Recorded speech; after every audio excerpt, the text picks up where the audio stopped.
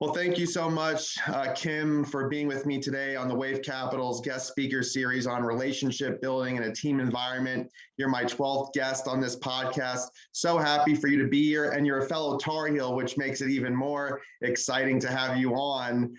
Kim, when you think of relationship building, what does that definition mean to you? First, congratulations on 12 episodes, and it's always my pleasure to connect with fellow Tar Heels. It's such an amazing campus, an amazing school, and go Heels this coming year.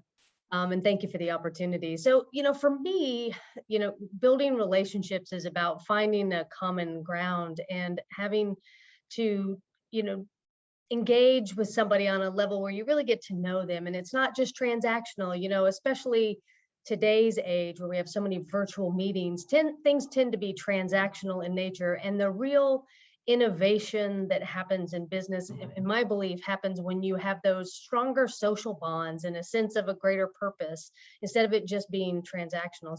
So for me, relationships are key. They have been throughout my career. I've been fortunate to have people that have been everything from if your relationships are like circles in a bullseye, right? You've got the people who are your most near and dear, the people you turn to where you show your raw emotions. The next level out tends to be people more, you might call them acquaintances, people that maybe are in your social or your, professional circles. And then you've got, the next level out are people that you just sort of maybe connected on LinkedIn, met once at a conference. So you've got all these different levels of relationships, and I'm a people person. So I really enjoy connecting. And I just think that that's where we've come, as we come out of COVID, this opportunity to re-engage in those different levels instead of just transactional is, I'm kind of excited about it. And when you mention all of these different, communicative type of styles of how you come across people, was it an adjustment for you, coming into the pandemic like the rest of us, or were you able to adapt, quickly? So that's a great question. And at the time, I'm currently executive vice president with the Miami Heat. And I just returned in July after having been with the Golden State Warriors for 2 amazing years. And so I joined them 6 months before the pandemic in order to open Chase Center. And I tell you all of that because where I was matters a lot. And so being based in San Francisco, right in the heart of the tech world, I would say, we made a really swift, easy pivot to virtual meetings because it's sort of technology is embraced. You start with solving problems from a technology. So the organization there, we pivoted easily and quickly. We had all the right tools. People were very comfortable using technology.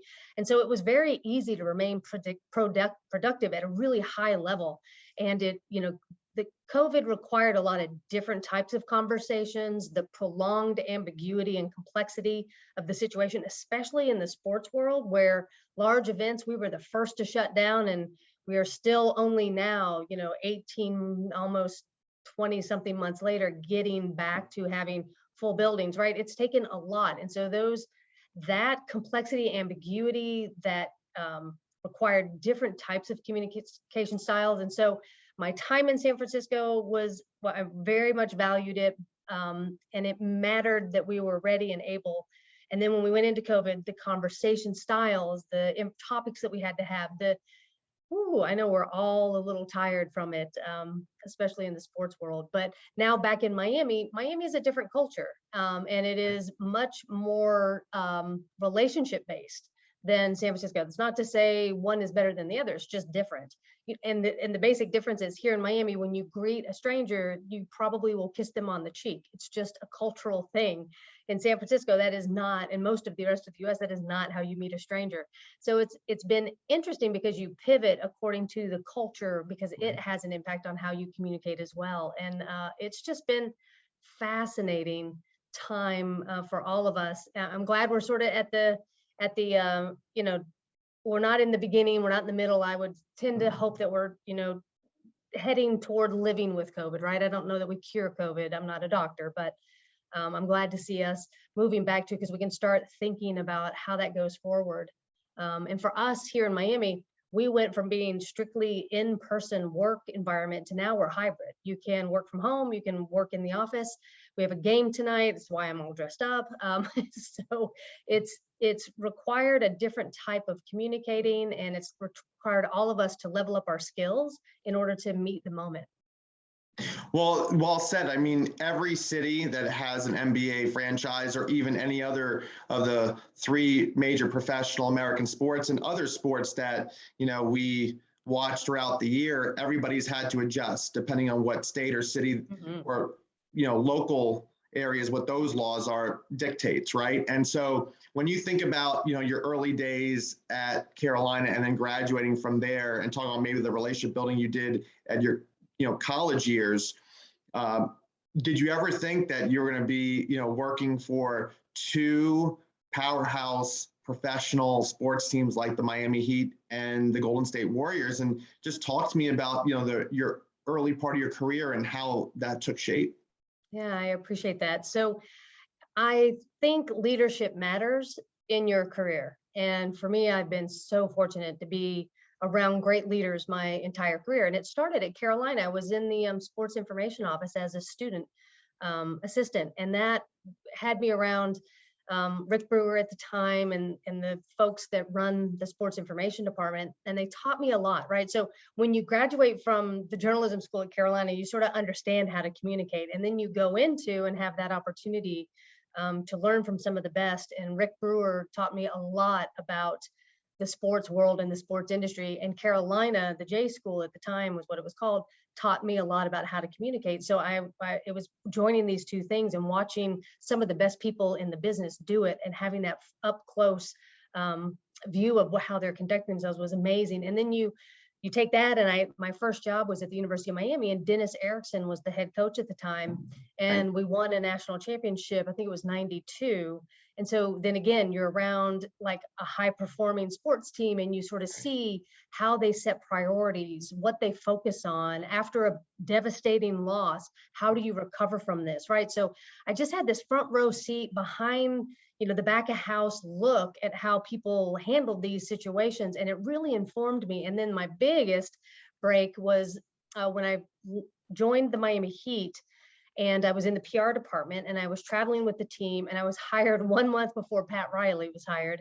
Wow. And then I spent the first 4 years traveling, the only woman traveling with the team on the team plane. And I didn't travel every game. I don't want to overstate it, but to have Pat, to have Alonzo Mourning, it was during those infamous Knicks Heat rivalries. So to be in and around Pat when he was, still very much an active head coach, and to see how he would handle situations with the players, and then how he would handle what he said to the media he understood very much his audience. He understood what to say, and he understood how to connect that bridge to make sure that he didn't, he didn't disrupt one or the other. And here's the best example of that. So Alonzo Mourning had played a game, and he played poorly, and I think he got in a fight. I think that was it. I don't remember exactly. My job at the end of the game was to go over down to Pat's his office, knock on his door, and then escort him to the media interview room, because they're different in every venue. So I do that. Alonzo had gotten ejected, and it was going to have a big impact on the rest of our season. And so I go knock on the door, and Pat comes out, and I hand him the stats, the scorecard from the event. And he's walking down the hall, and he's looking at it, and he's saying during this, gosh, Alonzo didn't do this, and Alonzo didn't do that, and Alonzo didn't, and Alonzo didn't, and Alonzo didn't, right? And you could tell he was really disappointed about what Alonzo did. We turn into the interview room. Pat sits down in front of the media, and the first words out of his mouth were, "Alonzo was a warrior tonight." And I was like, wait a minute, you just complained about Alonzo coming down the hallway. And it taught me so much about watching Pat, because he knew if he said to the media, his thoughts about Alonzo's poor performance, that was only going to make Alonzo feel bad about himself, right? So I learned, and I was in my 20s, right? And I'm seeing this, right? It was amazing. So, and then it goes on and on. Working here at the Heat, I have an amazing president, Eric Woolworth here, who has been a great leader. And then the reason I went to San Francisco was to open Chase Center but also to work with Rick Welts, who's in the NBA Hall of Fame as a sports executive. Though you don't get a lot of those people. It's usually players and coaches. So I had that opportunity, and I didn't want to pass that up. Sure. Because Hall of Famer. So I did that and enjoyed it. So to me, leadership matters because you get to see how, to your point, Garrett, about how they conduct themselves, what they say. Words matter. So I've been really lucky. I'm so fortunate, and I've enjoyed it. So it's a long answer to your question, but I hope I covered it well. No, that's amazing. I wanted to talk to you more about, what made you want to transition from the Heat to the Warriors and then back to the Heat. Now, you answered why you did go to the Warriors, and I'm sure, it was bittersweet, to leave the Warriors after only being there for 2 years, but then getting to come back to a familiar place like the Heat. And you can definitely, I want to hear, about that thought process and, the relationships that you built, and continue to build in the NBA. But you mentioned about Pat Riley, and it's interesting because you got to see firsthand, and this was when you said you were in your 20s, that how he, wanted to make sure that his star player was in the most favorable light with the media, because he knows that, emotions run high and it's not indicative of his character. And to your point, it makes perfect sense. You want the media to understand the attributes that a coach like Pat Riley, a Hall of Fame coach like Pat Riley, can appreciate, because the media probably can, read between the lines and know that Alonzo was emotional, but he didn't want that to, dictate the narrative. So I just found it to be interesting. And then you talk about the infamous rivalry in the late 90s with the Heat and the Knicks, because Pat Riley had coached the Knicks prior to coming to the Heat. So did he ever mention, do you recall him ever mentioning, what was that like going from the Lakers to the Knicks and then to the Heat? Did he ever talk about just his experiences, or when he was going through that time of the rivalry between the Knicks and the Heat, did he ever mention had to strategize for games against his former team, or was that something that he had to deal with because he had so many relationships in New York and then he came down to Miami? I can only give my version of events, Sure. right? I can't really speak for Pat directly, but what I know about Pat is he really thinks on a superior intellectual level, like he really does. So any of your folks watching this who've seen Pat, and I always joke, I say, when you never have a conversation, if you were to ask Pat Riley, hey, what's the weather like today? He won't say it's, sunny with a chance of rain. Right. He will go on about the deep meaning of the day and the weather and the impact the weather is going to have on the day. And then what does that mean for your mindset? And it's really, he is just programmed to be inspirational and motivating. And I love that with him. It's not an intimidation thing. It's just, he is just one of the most brilliant people I've ever met. And to have the opportunity to see him and how he conducted himself behind the scenes through, good times and bad times. Right. And watching, it's easy when the times are good to act a certain way, right? It's watching how people handle setbacks and severe setbacks, like when LeBron left us in 2012, I think it was, or 13. And, watching Pat and how he handled himself. And, it's sort of the Michelle Obama, when they go low, you go high, right? That's sort of my takeaway, is that's it. Because especially in the sports industry, it goes back to your point about relationships. Sports industry is a small world, and all you have is your reputation. Right. So, in those moments, you have to be able to control your emotions in order to manage through that time frame. Pat in particular, because all the other players in the industry, quite honestly, was watching him. And he's just a master at that. And I learned so much. It was like having a master's class or getting my doctorate in leadership by being around Pat. I'm just fortunate. And it's been an amazing career. And I feel so fortunate about all that I've been able to experience and what's formed me. It's what has formed me. It's truly the nurture that has created a lot of my skill set. And I'm just so thankful for that.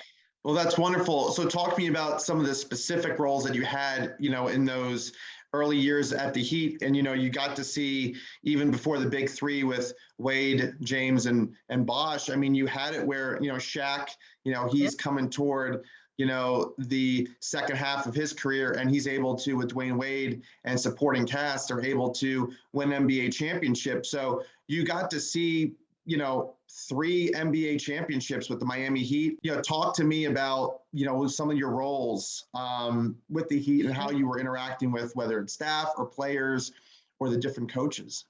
Sure. So thank you for asking. So with the Heat, so this is my second time with the Heat. Previously, I was here for 23 years, and I started in the PR department, as I explained, working with Pat and the team. And then I just grew with the organization. We became a team that opened American Airlines Arena, which is now FTX Arena. And during that time, I just always kept raising my hand because I love business. I love a challenge. I love moving things forward. I'm clearly a type A personality.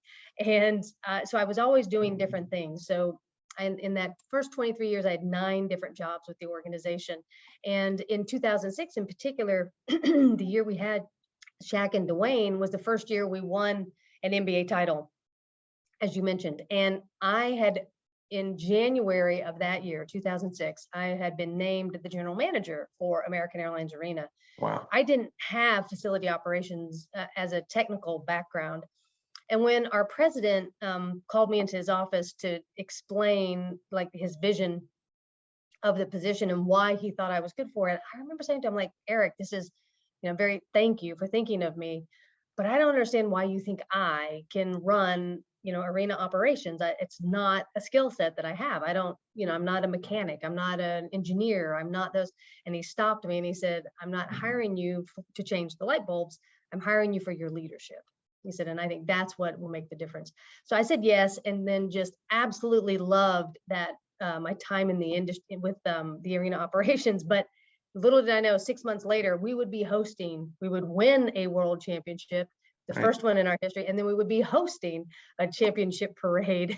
So it was quite a whirlwind start for my GM experience, but I loved it and I loved the opportunity. And so then I helped so that was 2006. I left to join the Warriors in 2019. So for the next 13 years, I helped us launch our mobile app. I stood up our business intelligence division and did a lot of that. So I was something new's coming. Hey, let's give it to Kim and see if she can get it launched, right? So I enjoyed that. Again, goes back to I enjoyed my challenge. And I had also gone back and gotten my MBA because it was a nice, now that I was getting into sports business, it was a nice supplement to my PR and journalism background, right? So now I could communicate, and now I had the business knowledge that I didn't at a deeper level than I had. So anyway, that led to in 2019. So I'm sort of skipping over the big 3 era, but fast forwarding to Golden State, when I got a phone call about the Warriors were opening their new facility, Chase Center, their first, home. It was privately financed, privately operated in San Francisco. So sure. First time of building in San Francisco. So there were a lot of things in addition to working for Rick Welts that really drew me to that. My family, my dad had lived in the Bay Area when I was in college at Carolina. Wow. And so I would go out in the summers, and I was familiar with the Bay Area. I knew I always wanted to go back to if I ever had a chance, I wanted to work out there. So a lot of things led me to come out there. Sure. And we moved with the intention of staying forever. And if it wasn't for COVID, I probably would still be there. But COVID was a big reassessment time. We had no friends and family out there because we had gone out and almost immediately COVID hit. So it was just hard to really build a social circle. We felt very isolated. It has nothing to do with the organization. The organization is fantastic, and the ownership from Joe Lacob, Rick, and the team was fantastic. But it's just at some point I miss my friends and family. I know I'm an East Coaster at heart now. Like I don't think I ever adjusted to West Coast time. So all of that to say, that's a very brief summary of my career. But it's to say to your audience, your progression in life, be ready for it to be a little bit of a meandering through the woods. Sure. So to speak. It doesn't have to be a direct line. And you're an example of that too, given how, your career and the interests you've had. So, be open, have a growth mindset is my suggestion, and be open and, engage with people, especially coming out of COVID.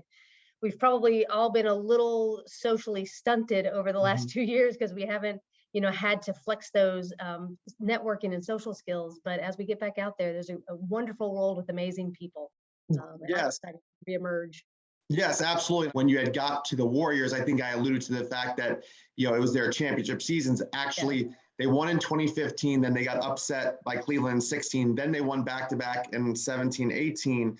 So you were in that transition year for 2 years. Talk to me about, how or what that was like, because now they're, pretty much rebuilding now that Klay Thompson's back. But do you remember like what it was like? Obviously it's recent, but how did the Warriors, adjust, and, what was the sentiment, with Klay Thompson being out? And, talk to me about, those, pivotal years that you were the GM of the Chase Center, because you helped guide them into a new era of basketball. And I think that, with your work and leadership, it definitely reflects.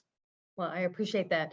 So when I joined in 2019, I moved out there in May of 2019. So the Warriors made it to the NBA Finals, but lost to Toronto. So unfortunately for me, we were 4 months from opening the new Chase Center. So when I got there, I had 4 months to stand up my operations team, get all of our processes and everything in order, and then launch the Chase Center successfully, right? There was a lot of pressure to do that. So I didn't get to travel to the finals to Toronto, but the organization really celebrates their staff, and they flew everybody out to Toronto, but I stayed behind to work on Chase Center, because every second I needed, because usually a GM is hired at least 12 months before a building opens. And it wasn't the Warriors' fault. They had somebody serving in that position. That person had gotten a greater opportunity and was leaving. So we had a little transition. So I say all of that because it was wonderful to lead through that transition. It was a lot of change for the organization. It's a lot of change for any organization to go from being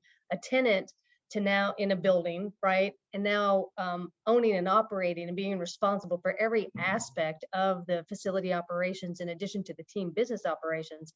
And so I really enjoyed that. It was an opportunity to create something from scratch and to work with the organization. And, they are an incredibly high performing organization. I mean, I learned so much being out there with the Warriors. It's just a different approach that they have. It's not better or worse than the Heat. The Heat and the Warriors are considered two of the best in the NBA, especially in business operations.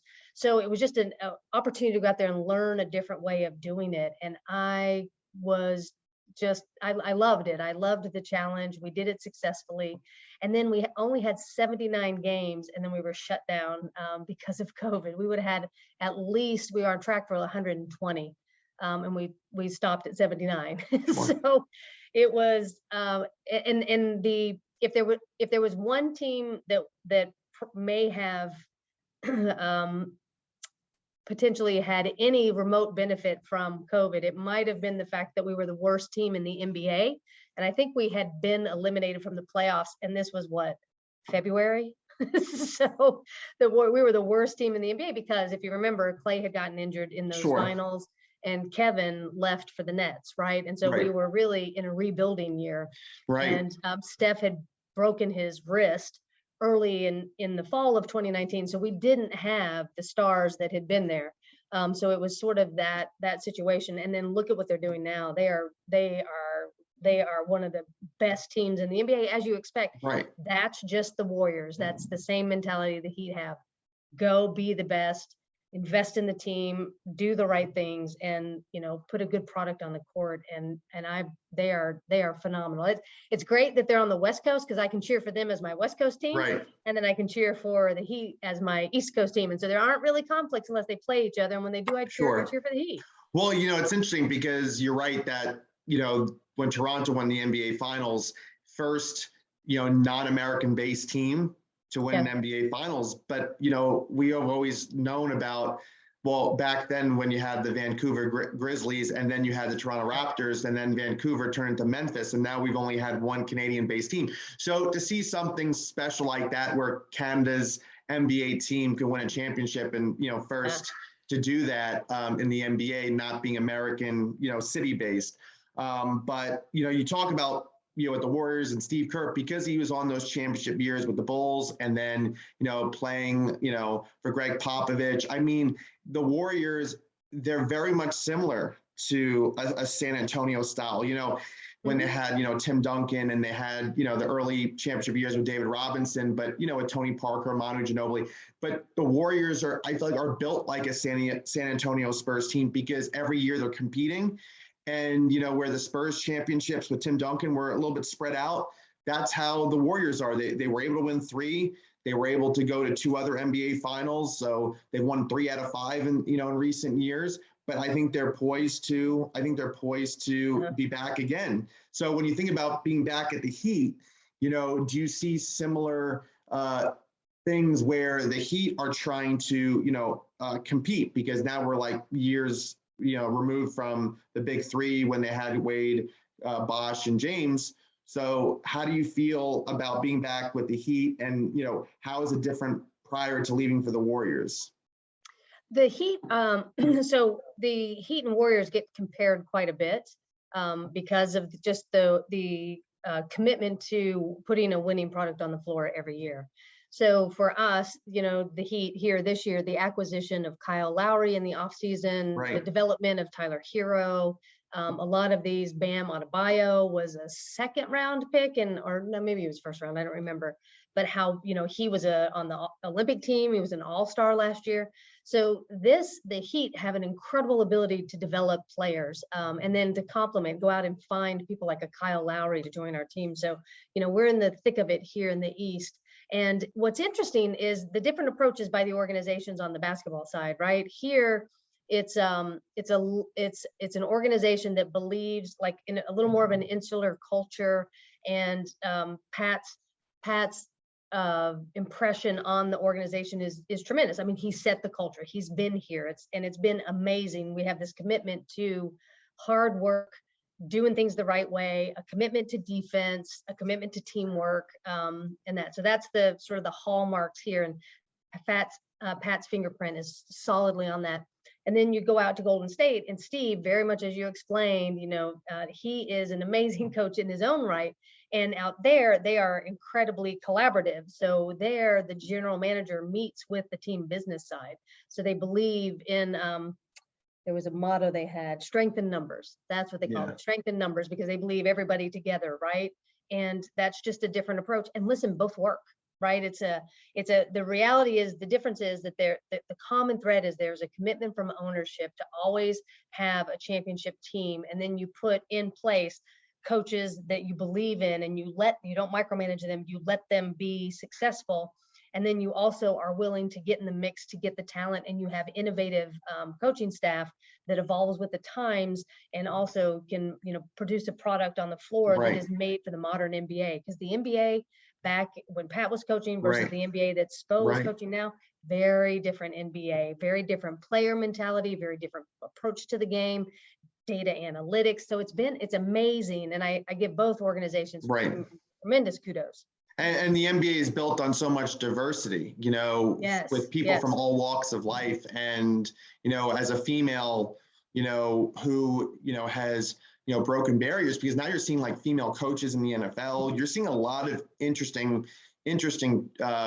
development. So, just talk about, your role as a female, and being able to, really make an impact, because, diversity is showed. It doesn't matter, who you are or where you come from, and just, who you are as a person, that you're able to contribute just like everybody else. And I love the idea that, and you see with the WNBA too, and that was a major breakthrough in the 90s to have a women's professional basketball, association. So just talk to me about those aspects. That's really great.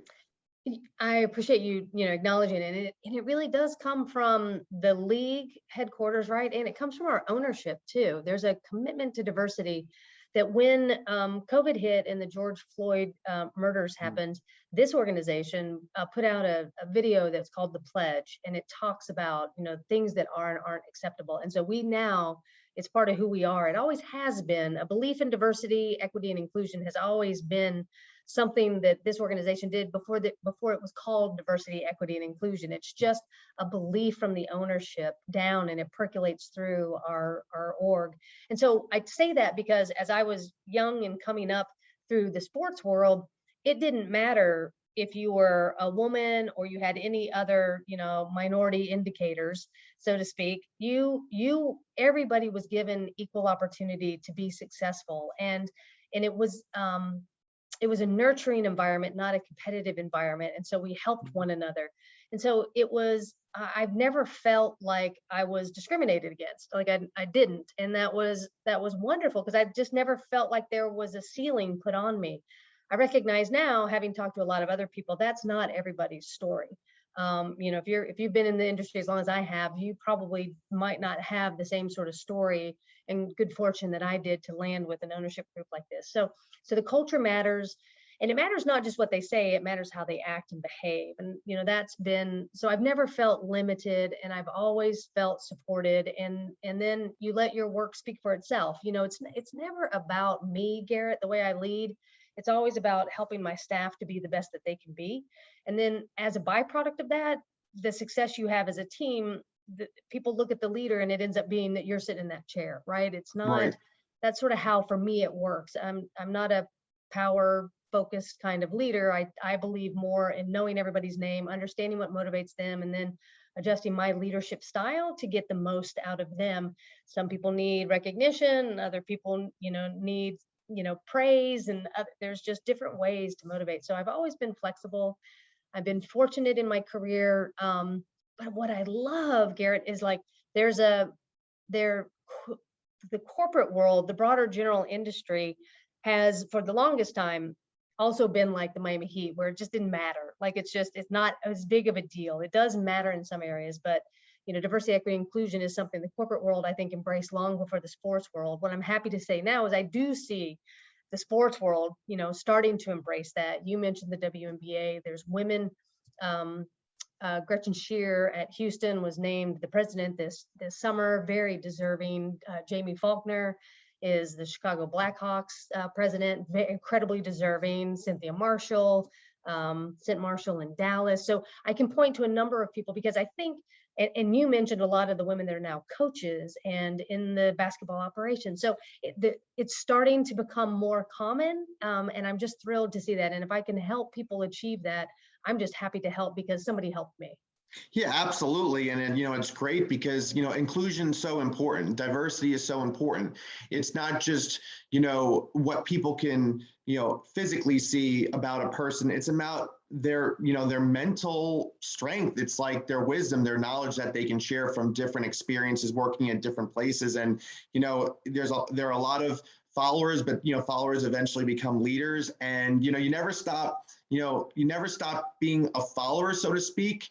But it depends on, is that following, genuine, or is it specific to then grow into a leader? Because you don't want people on a team to be following for the wrong reasons. If the message at the top is consistent, it's genuine, it's, specific to, doing well and making a difference at the organization and making people feel like, they're included and they're involved. And I think it's so important that people understand that you can learn from everybody, but that, we have seen, outside of sports about things that are happening, in our government, or just things in the public policy realm, or just, current events that are happening daily. And I think that the NBA and the sports world in general has responded so well to make sure that, we are a nation of, diversity, and we're a nation of people who have different thoughts, different feelings, different ideas, different, backgrounds and skill sets. And, to make an organization truly successful, you have to embrace all that, as long as it's, with the best of intention. So I think that, whether it's you or me or anybody, we all have a role to play in our professions and the organizations we work with, and the people who we call a team. And that's why, this relationship building and team environment podcast, I think, speaks to that.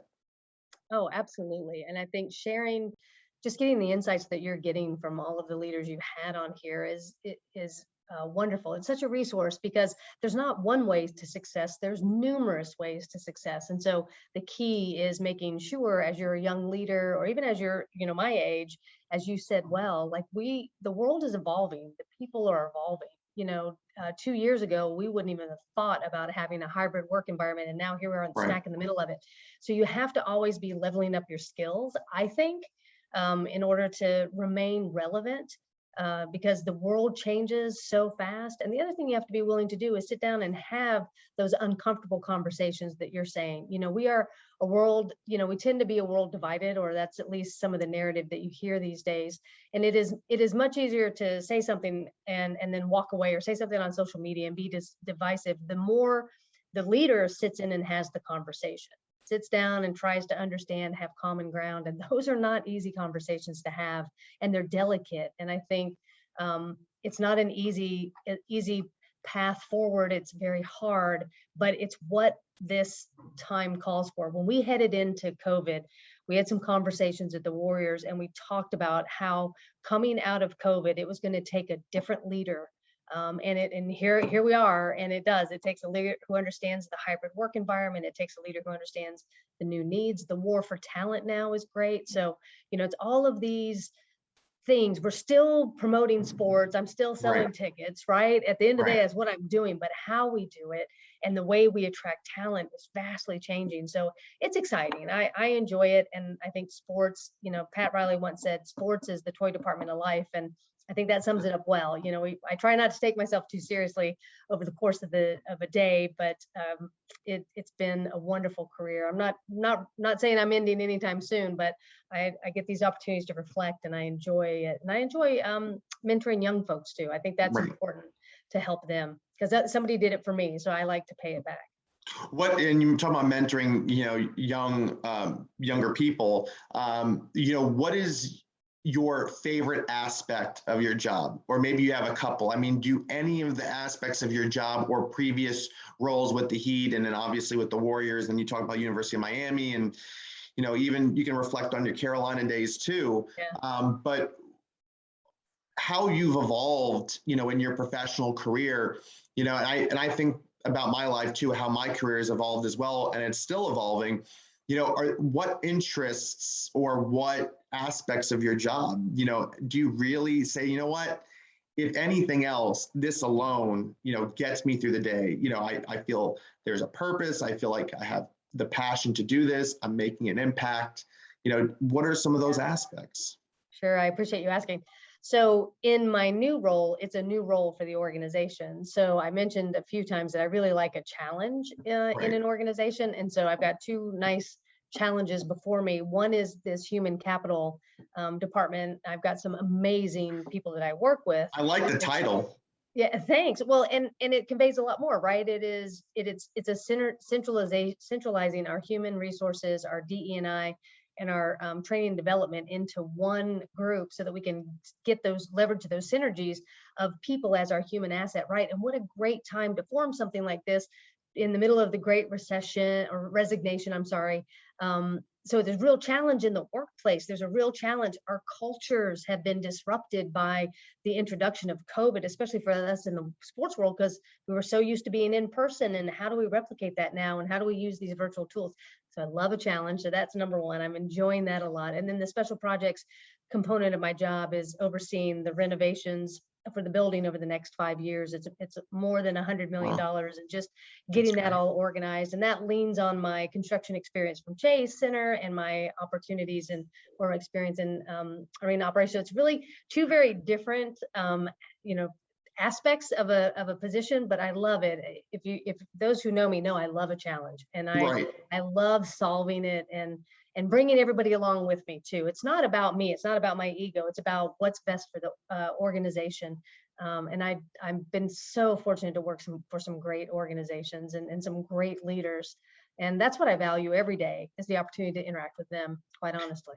Well, that's great, because you talk about a challenge, and, you're up for that challenge. And, when you're in an environment like the one you're in, every day there's something new to learn and to embrace and to, equips you to, advance and to, be better at your job every day. And, talk to me about, because I read in the news that, recently, that back in September, you had 4.4 million people quit their jobs in America. And then last month in October, we had 531,000 new jobs created. So I know that the sports, element, or like the sports profession might be a very small microcosm aspect, if you will, of those statistics. I mean, those are just like statistics that you read, but you don't know how that's really broken down unless you really study that. But are you seeing where, in the time that you've been back at the Heat, where some people, are either leaving to go to another job, or they're just, moving into another position, or how has that changed, like from a hiring perspective? I mean, are you seeing some of those trends? And when you talk about a challenge and wanting to, relationship build and really groom people to, really be good at their jobs, you want to be able to have that retention. So is that one of the things that, the Heat has addressed about retention because of the Great Resignation? So that's a really good question. Yeah, we've seen all of the above. So, a little context for the sports industry is helpful, which is there was always what I affectionately refer to as a sports discount, right? Like you could, in theory, pay people a little bit less for the glamour of working for a sports team, right?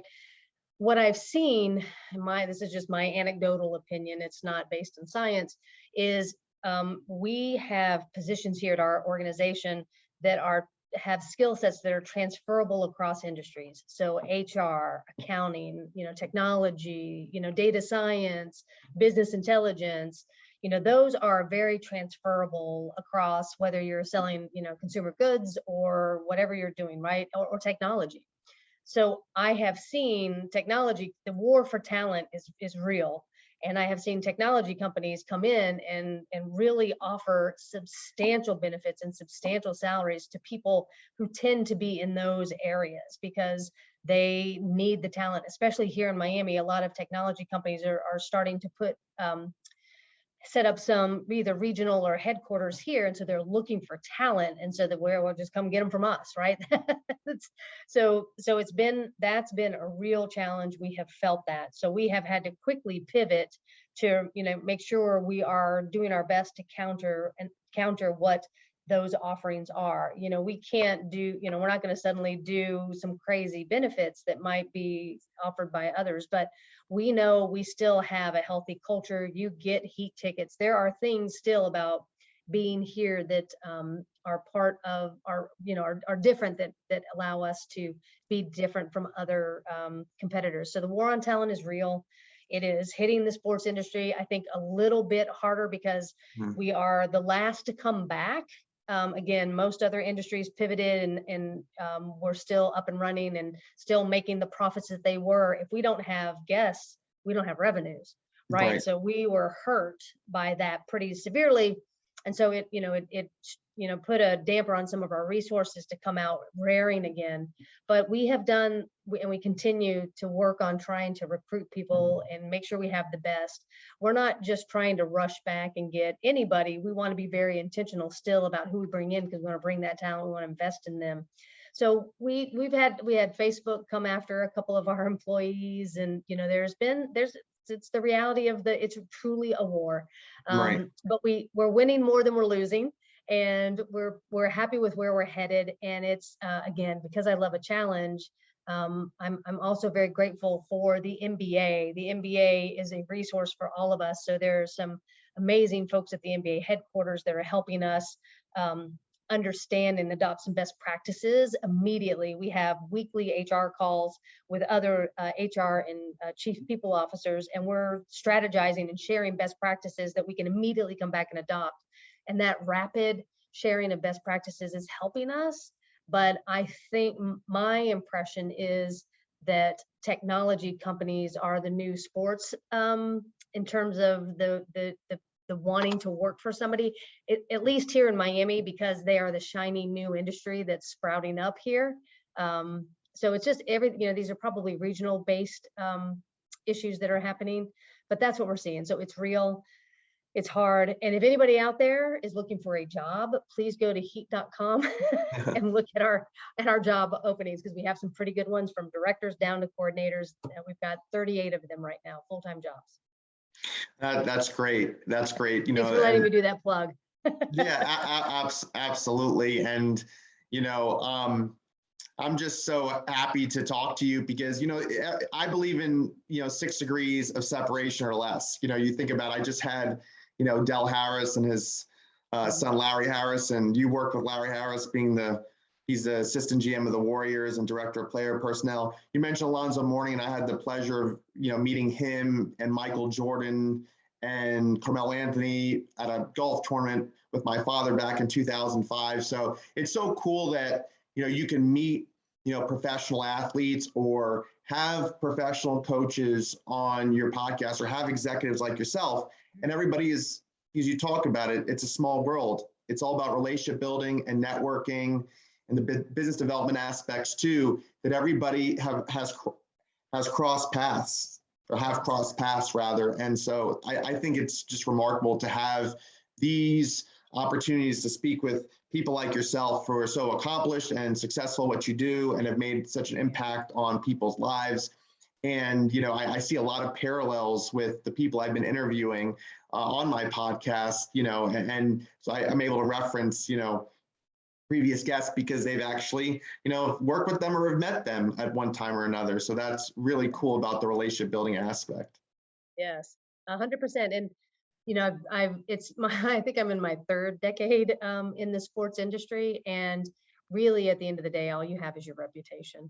You do. And so, that was something ingrained in me when I was young by my mom, about, you have to be careful about that and intentional about it and treat people the way you want to be treated. If you have that simple rule, I think, even in the hardest of times when, people aren't perhaps, it just isn't a good situation for you. Maybe it's really challenging for you, especially when you're younger in your career and you don't have as much of a perspective. You can get into the drama sometimes, or you can get involved in something and take a side that's maybe not right. And I'm not saying don't engage. What I'm saying is make sure that, you understand, like, play the long game. Don't necessarily, that's what I learned from Pat, play the long game. Right. Don't necessarily react in the moment. As a matter of fact, if you have strong emotional reactions, it's probably best to either breathe 5 times and then speak, or maybe it's best to ask to, reconvene the meeting at a later time, just because you'll come back with a fresh perspective. And that those are tough, because as you ascend the ladder, as I know, I'm sure you have in your job, you probably often have clients that maybe it can make for tough situations, and you have to be able to handle yourselves. Something, when you are a leader, people watch you, they emulate you. And if you're an emotional leader that goes on a tyrant, that's starting to wear off, and people aren't fond of that anymore.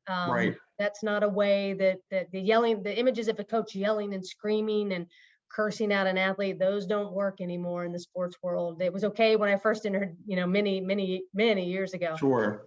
It's not the way it is now. So, conduct yourself at all times at the great utmost professional level. And, my mom always taught me, if you don't have anything nice to say, don't say anything at all. Right. Well, my mom always said the same thing too. Did she? Yeah. Must be that North Carolina upbringing. Exactly. I think moms have very similar messages. Absolutely. No, I'm glad that you mentioned, because you referenced your father and your mom. Do you have any siblings? I do. I have my older sister went to Carolina. She's actually one of the reasons I ended up going to Carolina. And then I have a younger brother and a younger sister. And my younger sister's in Seattle. My younger brother's in New York. I'm in Miami, and my middle sister is in outside of Cincinnati. Wow. So we're spread out, but we're very close, and we always get together for Thanksgiving. So we enjoy a family feast during that time. It's great. It's great. Well, it's great because next week is Thanksgiving, so there's a lot of relationship building, amongst your family. And I have an older sister in New York. My parents are here in the Orlando area nearby. My wife and I, we live, in Orlando suburbs as well. And she has her family here too. We're originally from the New York area, both sides of the family, Northern Jersey. So have some family in California. My wife has some family in Georgia, South Florida. We do have family in South Florida. So I was just in Miami about a few weeks ago. It's a great city and has such great culture. And it's so great that you work for such a, professional, top-notch organization, just like every other, franchise in the NBA, because the common messages, and you see it in the marketing all the time, NBA cares. And, Yes. and I talked, in my previous guest, I talked about like the global sport, of how it's become a global sport, and how it's embraced a lot of different people from Asia and Africa and, Europe. And, I just love how the NBA is such a global game. Mm-hmm. I love that aspect. If you could, give one final message about relationship building before we depart from our interview, what would your final message be? Great question, Garrett. And, thank you. I've really appreciated this opportunity. I think for me, coming out of COVID, it's being mindful of the skills that you had pre-COVID, of how to really have those relationships that make connections that are meaningful, right? I think we've all probably forgotten how to flex some of that muscle, and just remember that, that's a key coming out of this is we've all been just maybe talking to our families and our workers for the last, 18, 20 months. So, remember that, and just remember to be kind, right? Kindness goes a long way. And just, I really think those are the things that I try to keep in mind as we come out of this. So, listen, the other thing I want to tell you, since you're in Orlando, next time you're in Miami, let me know if there's a game. Let's connect. Absolutely. No, Great. definitely. I definitely will let you know the next time I'm in Miami, for sure. Thank you so much for saying that. I really appreciate that. Yes. Yeah, we'll definitely connect, grab Great. a cup of coffee, and, maybe, see a game. Absolutely. Thank you. Thank you so much. Well, Kim, very much a pleasure having you on my podcast today for the WaveCapital's guest speaker series on relationship building in a team environment. And want to thank you again for all of your words of wisdom and insight and knowledge and experience on relationship building. And I wish you a wonderful, happy Thanksgiving to you and your family. Thank you. Thank you. Same to you. I appreciate it. Thank you. Take care. Bye-bye. Bye-bye.